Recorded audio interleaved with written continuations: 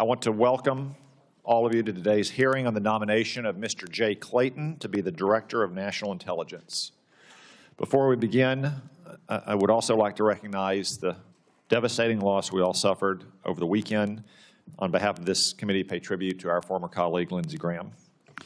Though Lindsey didn't serve on the Intelligence Committee, as a former chairman of the Senate Judiciary Committee, he was a part of our extended family, and he was obviously a champion for intelligence officers just as he was for our troops. He was a true partner on issues such as FISA, FBI, DOJ oversight.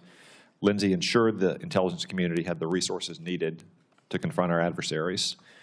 Lindsey was a true patriot who led with courage, loyalty, and relentless optimism during his time both as an airman in the Air Force and in the United States Congress. In remembrance of Senator Lindsey Graham's lifetime of service, I invite the members of this committee to honor our colleague and friend by living up to the example he set and carrying forward his love for God and for country. We also welcome his sister and new senator, Darlene, who we all had the occasion to meet yesterday, and who I know will carry forward his legacy in a way that would make him immensely proud, as he always was proud of his young sister. Today's hearing is an opportunity to consider Mr. Clayton's qualifications. So I'd like to welcome him and his wife, Gretchen, to the Senate Intelligence Committee.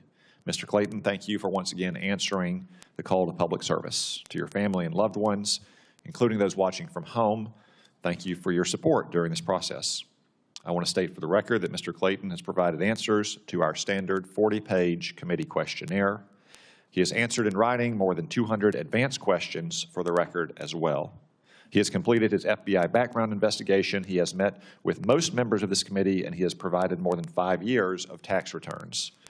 This is no small feat, but was helped in large part by the fact that this was his third time through the process.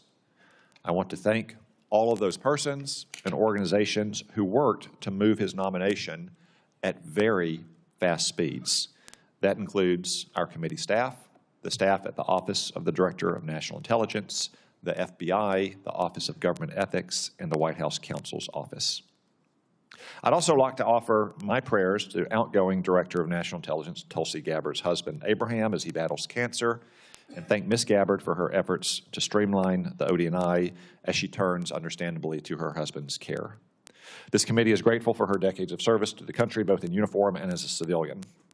And I also want to take a moment to thank Bill Pulte for his leadership to date as the acting Director of National Intelligence.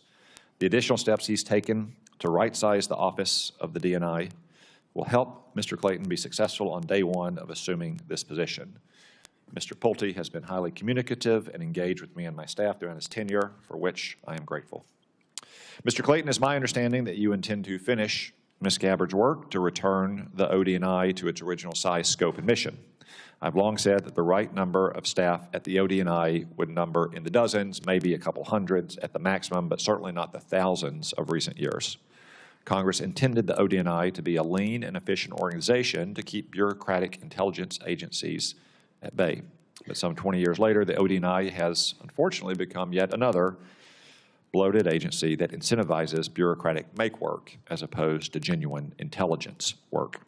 Mr. Clayton, given your many years as a seasoned professional in both government and private practice, I'm eager to hear how your experiences will inform your plans to return the ODNI to those roots. I look forward to working with you to provide any legislative relief that you deem necessary, such as transferring centers or functions to other government agencies, because while many functions that are needful occur at the ODNI, they don't necessarily need to be occurring there.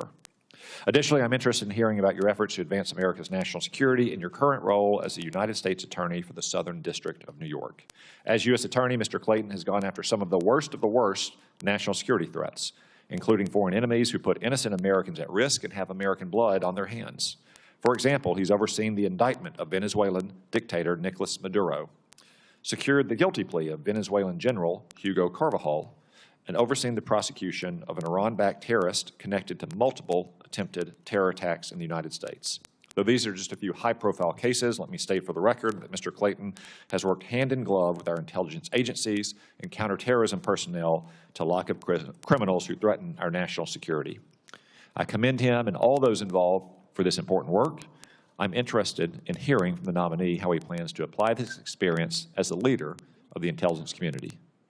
Mr. Clayton, in addition to streamlining the ODNI, foremost on your to-do list will be helping refocus the intelligence community on operations by being a vocal and uncompromising advocate for its resources.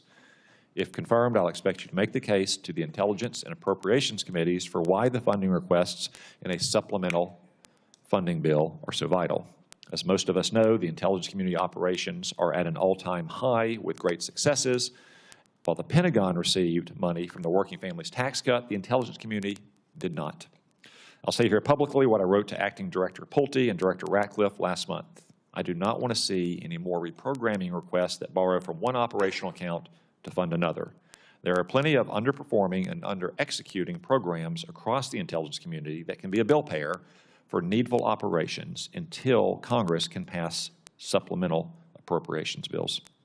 Now, before I turn it over to the Vice Chairman, I'd like to put on the record that in all my experiences with Mr. Clayton, his reputation as someone who operated with morality, decency, and integrity has proven to be true. The job Mr. Clayton has been nominated for today is not one which he sought, but one which he has been gracious enough to take on. I'm confident that by the end of the day, my colleagues will join me in seeking to get Mr. Clayton's nomination across the finish line. Support journalism you trust. Support PBS News. Donate now, or even better, start a monthly contribution today.